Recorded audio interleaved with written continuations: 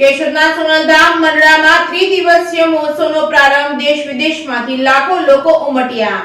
રાજ્યપાલ આચાર્ય દેવવ્રત જૂનાગઢ જિલ્લાના સોનલધામ મંડળા ખાતે યોજાયેલા શ્રી સોનલ માતાજીના શતાબ્દી મહોત્સવમાં સહભાગી થયા હતા। આ પ્રસંગે કેન્દ્રીય પશુપાલન મંત્રી પરસોત્તમ રૂપાલા અને અન્ય મહાનુભાવો પણ ઉપસ્થિત રહ્યા હતા। નરેન્દ્ર મોદીએ વર્ચ્યુઅલ માધ્યમથી જણાવ્યું હતું કે સૌરાષ્ટ્ર ગુજરાત મહાન સંતો અને વિભૂતિઓની ભૂમિ રહી છે। ગિરનારના ભગવાન દત્તાત્રેય સહિત જૂનાગઢ મંડળા સહિતના સ્થાનિકો આધ્યાત્મિક ઉર્જા આપે છે। વડાપ્રધાને સોનલ માની માનવતા અને સામાજિક સેવા તેમજ રાષ્ટ્ર સેવાનો ઉલ્લેખ કરીને જણાવ્યું હતું કે સોનલ માના સંતાનની સંત પરંપરામાં આધુનિક યુગમાં પ્રકાશ સ્તંભ હતા અને આ સોનલ માનું સમગ્ર જીવન ધર્મ સેવા સામાજિક સેવા તેમજ રાષ્ટ્રીય સેવાને સમર્પિત હતું। સોનલ માએ વ્યસન અને સામાજિક દૂષણો સામે જનજાગૃતિ લાવી પરિશ્રમથી આત્મનિર્ભરતાનો સંદેશ આપ્યો હતો। સોનલ માએ ભગવત બાપુ તેમજ વિનોદબા ભાવે તેમજ કનુભાઈ લહેરી કલ્યાણજી શેઠ સાથે પણ સામાજિક અને રાષ્ટ્રીય સેવામાં કાર્ય કર્યું હતું। ભારત વિભાજન સમયે જ્યારે જૂનાગઢને તોડવાની કોશિશ કરવામાં આવી છે ત્યારે સોનલમાં રણચંડીના રૂપમાં ઉભા રહ્યા હતા। સોનલમાં શિક્ષણ માટે પણ સતત જાગૃત હતા। તેમના મુખે ભક્તોએ રામાયણ પણ સાંભળી છે। વડાપ્રધાને કહ્યું હતું કે અયોધ્યામાં 22મી જાન્યુઆરીએ રામ મંદિરની પ્રાણ પ્રતિષ્ઠા થવા જઈ રહી છે ત્યારે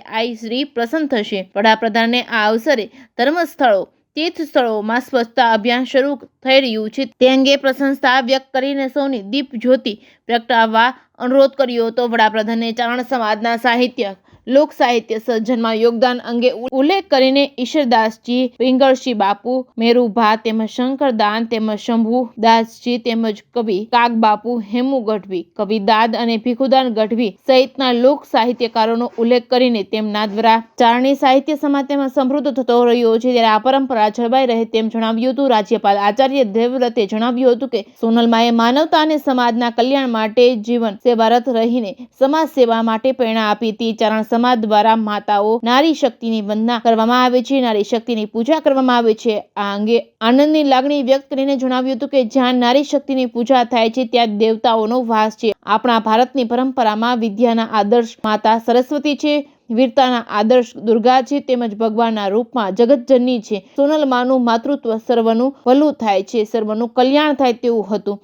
તેમના આશીર્વાદથી તેમના આદર્શોથી યુવા પેઢીને પ્રેરણા મળે છે। સોનલમાએ સમાજના ઉત્કૃષ્ટ માટે પરિવહનના સાધનો ખૂબ જ સમિત હતા અને ત્યારે પણ 13 વખત કચ્છનો પ્રવાસ કર્યો હતો। સમાજ અને રાષ્ટ્રના કલ્યાણ માટે આત્મસાત કરવાનું આહવાન કર્યું હતું। આ પ્રસંગે રાજ્યપાલ દ્વારા કેન્દ્રીય મંત્રીઓની ઉપસ્થિતિમાં ચારણ સમાજના રત્ન એવા પદ્મશ્રી ભીખુદાન ગઢવી અને સીપી દેવળનું સન્માન કરવામાં આવ્યું હતું। કાગ બાપુ તેમજ પંકજ ઉદાસ તેમજ કવિ દાદના પરિવારજનોએ આ સન્માન સ્વીકાર્યું હતું। આ ઉપરાંત સૂર્યદેવસિંહજી તેમજ ચંદીલાલ દેથા તેમજ સીતારામજી તેમજ વિજયદાનસિંહ માટે શુભેચ્છાઓ વ્યક્ત કરવામાં આવી હતી। Reporting by Raju Pandya, Keshod. આજે મંડળા ખાતે આ સોનલમાના જન્મ શતાબ્દી મહોત્સવના કાર્યક્રમમાં આવવાનો સુયોગ થયો। માતાજીની કૃપાથી નામદાર રાજ્યપાલ શ્રીએ પણ અહીંયા પધારી અને કાર્યક્રમને ગરિમા આપવા માટેનો પ્રયાસ થયો।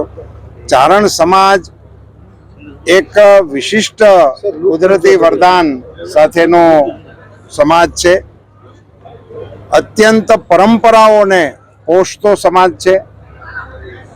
કલા સાધના અને વિદ્વતા અને શૂરવીરતા એનો સમન્વય ધરાવતો આ સમાજ છે। એમનો ખૂબ જ ઉજળો ઇતિહાસ છે। આ સમાજની અંદર ખાસ કરીને માતૃશક્તિની ઉપાસનાની પરંપરા છે। આઈ માઓનું હોવું એટલે મને એવું કહેવામાં જરા પણ અતિશયોક્તિ નથી કે જગદંબાઓનું લોન્ચિંગ પેડ એ અમારો ચારણ સમાજ છે। એમને ત્યાં આ પ્રકારની જે પ્રવૃત્તિઓ થઈ છે ને જે પ્રકારે એ લોકોએ સોનલમાએ ખાસ કરીને ચારણ સમાજની જાગૃતિ માટે, શિક્ષણ માટે, વ્યસન માટે સોનલમાનો એક ડાયલોગ મારે કહેવો છે જે હું મંચ પરથી કહેવાનું ભૂલી ગયો છું। સોનલમાં એવું કીધું છે કે ત્રિશૂળ લઈને ભીખ માગવા કરતા ત્રિશૂળથી પેટ ફોડી નાખવું સારું। ભિક્ષાવૃત્તિ માટેની આવી પ્રબળ સખત જેમણે વાતો મૂકી અને સમાજને આત્મનિર્ભર બનાવવા માટેનો પ્રબળ પુરુષાર્થ કર્યો, પ્રબળ પ્રવાસ કર્યા। કચ્છમાં 13 વખત માનો પ્રવાસ એટલે શું કહેવાય એવી એક અદ્ભુત ભગવતીના ચરણમાં વંદન કરવાનો એમના શતાબ્દી જન્મોત્સવમાં અમને અવસર આપવા માટે મઢડાધામ સોનલ સમાજના આ કંચનમાં અને ગિરીશ આપાનો હું અંતઃકરણપૂર્વક આભાર માનું છું અને આપ સૌને જાજાથી જય માતાજી.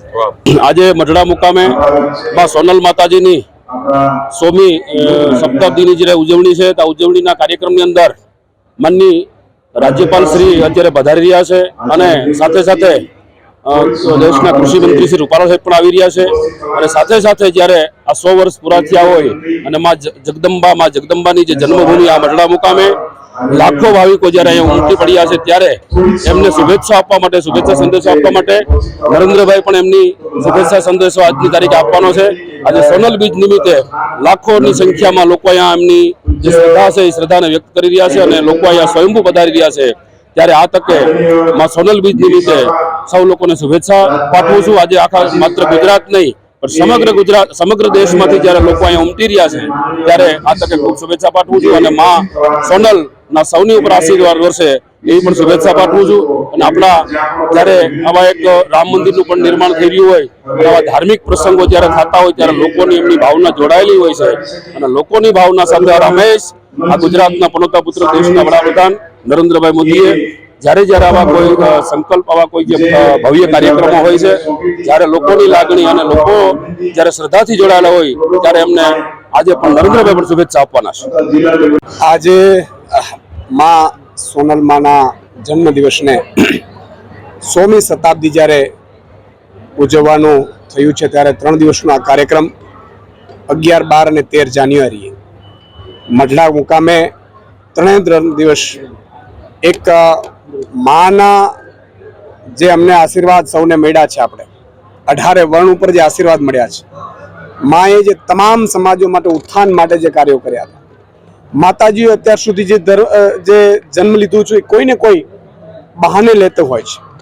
એ માં નાગબાઈ હોય, માં જીવણી હોય, માં જેતબાઈ હોય, માં રાજબાઈ હોય, તો કોઈને કોઈ અસુરને નાશ કરવા માટે અને સાત્વિક રાજાઓને સાથ આપવા માટે માતાજીઓ જન્મ લીધા.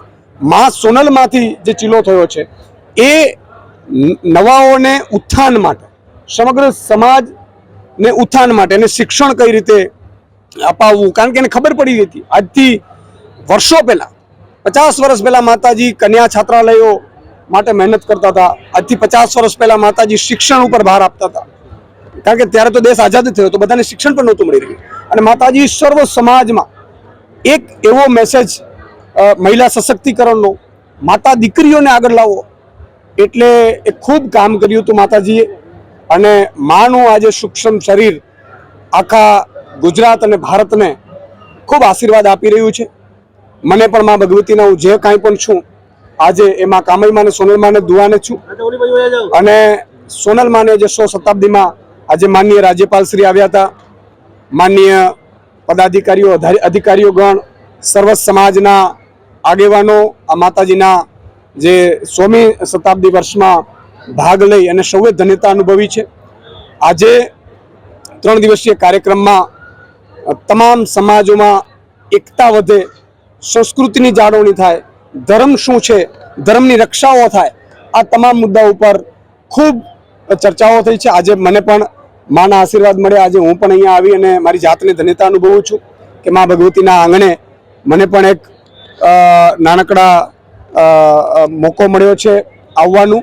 અને માતાજી સર્વ ઉપર આ 100મી જન્મદિવસે, કારણ કે બીજી ક્યાંય સોનલ બીજ ઉજવવાની થઈ નથી, કારણ કે બધે મઢડા ધામનું નક્કી કર્યું હતું અને જે ઉજવણી થઈ હતી ખંભાળિયા સહિત એ 2-3 દિવસ પહેલા ઉજવણી થઈ ગઈ હતી.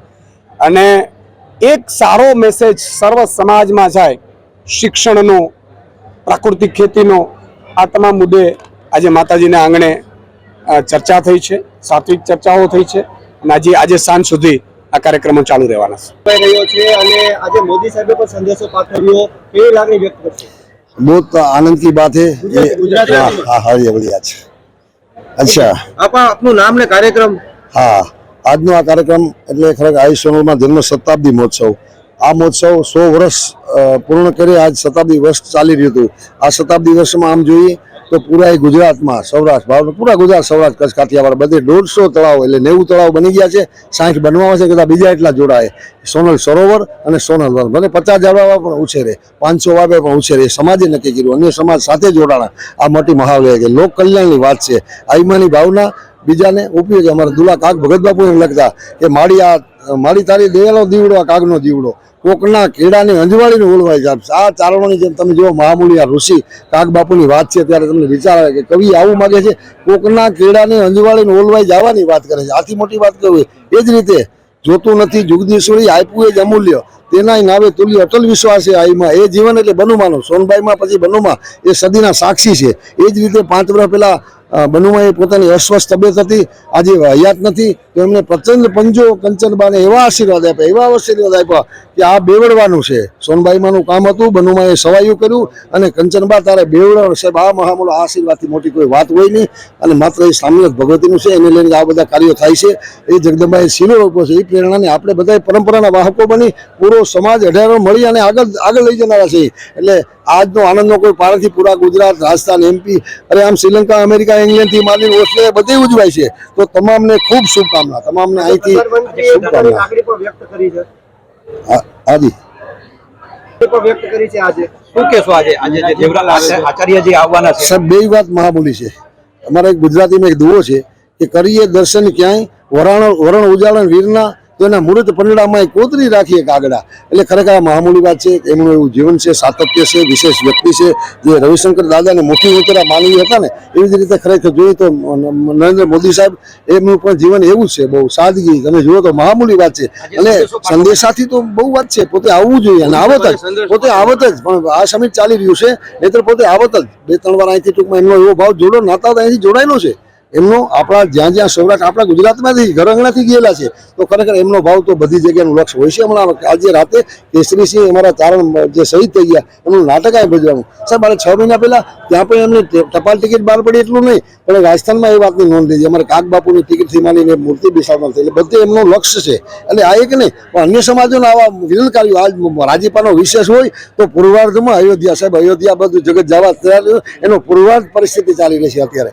તો એમાં તમે જુઓ અમે 2 દિવસ પહેલા ચારણ મંદિર છે અયોધ્યામાં 5000 વર્ષ પહેલાનું, એના મંત્રને અહીં તેડાવ્યા હતા સાહેબ. મેં કીધું જગત અયોધ્યાને આ પાણી પધરાવવાનું એવા ભાવથી પોતે આવ્યા. અમારો રાજીપાનો પાર છે. આજે 5 વાગે અહીંયા કળશનો પધરામણી છે રામ મંદિર. એવા સામે યાત્રા તમે જો તો આ પૂર્વાજ છે. ચલો બહુ રાજી.